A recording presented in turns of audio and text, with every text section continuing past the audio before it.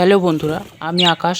আর আজকে আমরা এই ভিডিওতে আলোচনা করব কিভাবে আপনি আপনার বদ্রি পাখি পালন করে বেশি ডিম ও তার থেকে বেশি বাচ্চা পাবেন। তো চলো ভিডিওটা শুরু করা যাক। তার আগে বলে রাখি, যারা যারা এখনও আমাদের চ্যানেলটিকে সাবস্ক্রাইব করনি তারা অবশ্যই সাবস্ক্রাইব করুন এবং ভিডিওটি ভালো লাগলে অবশ্যই লাইক করতে ভুলবেন না।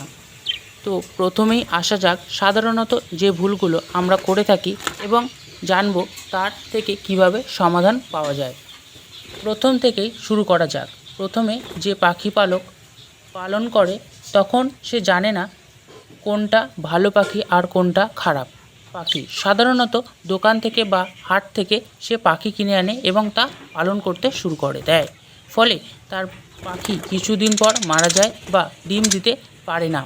সাধারণত পাখির দোকান বা পাখির হাটে খারাপ পাখির পরিমাণ অনেক বেশি থাকে। তাই প্রথম পাখি কিনলে অবশ্যই কারোর বাড়ি থেকে অথবা তোমার চেনা কোনো দোকান থেকে পাখি কেনার চেষ্টা করুন। এর পরবর্তী অর্থাৎ 2 নম্বরে আসে পাখির বয়স সুনিশ্চিত করা।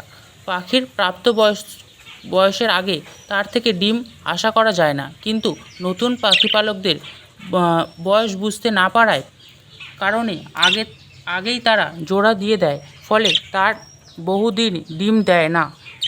এমতো অবস্থায় পাখি পালন করা বন্ধ করে দেয়। অবশ্যই পাখি বয়স সুনিশ্চিত করুন। আবার বহু ক্ষেত্রে দেখা গেছে যে অনেক বয়স্ক পাখি নতুন পাখি পালকরা কিনে আনে, ফলে তার থেকে ডিম বা বাচ্চা আশা করা যায় না।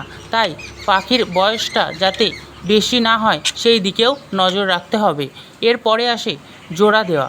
পাখির তার নির্দিষ্ট বয়সের সাথে জোড়া না দিলে তার থেকে ডিম পাওয়া যায় না। তাই দুটি পাখির বয়সের পার্থক্য যাতে খুব বেশি না হয় সেই দিকেও নজর রাখতে হবে। পাখির খাঁচার মাপ এবং খাঁচার অবস্থান বিষয়ক একটি ভিডিও আমরা এর পরবর্তীতে পোস্ট করব। সেই ভিডিওটি দেখতে হলে আমাদের চ্যানেলটিকে সাবস্ক্রাইব করুন এবং পাশে থাকা বেল আইকনটি প্রেস করুন, যাতে সেই ভিডিওর নোটিফিকেশানটি তোমার ফোনে চলে যায়। তো পাখির সঠিক খাদ্য এবং পানির ব্যবস্থা রাখতে হবে।